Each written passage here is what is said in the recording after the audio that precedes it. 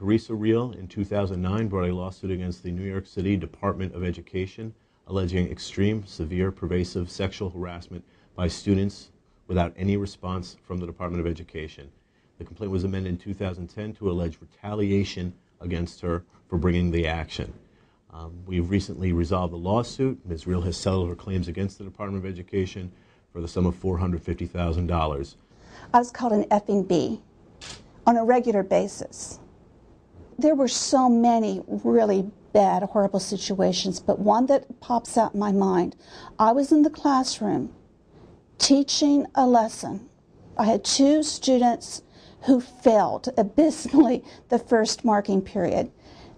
Both male, both came to me and said, "Miss, what can I do? This F is not going to make my mother happy. What can I do to do better in your class?" And I would say, it was simple. Pay attention. Don't sleep, because you were sleeping most of the time. Turn the electronic devices off, put them away. Just pay attention.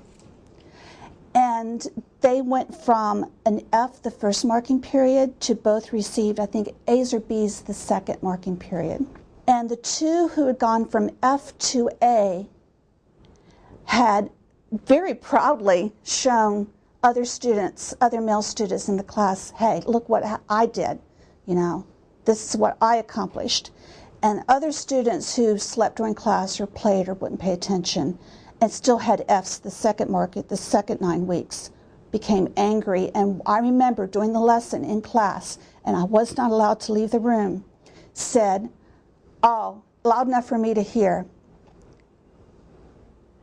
he must have eaten her P word." And I tried to ignore it, and I turned my back and kept writing on the board, and a student in the back yelled, "Miss, didn't you hear that? Aren't you going to do anything about that?" And the truth was, I knew that there was nothing I could do. If I sent the student out, the AP would escort them back, and they'd have a smug little smile on their face. There was nothing I could do. And a few tears leaked out, but I kept my back to the students, and I was writing on the board until I managed to compose myself.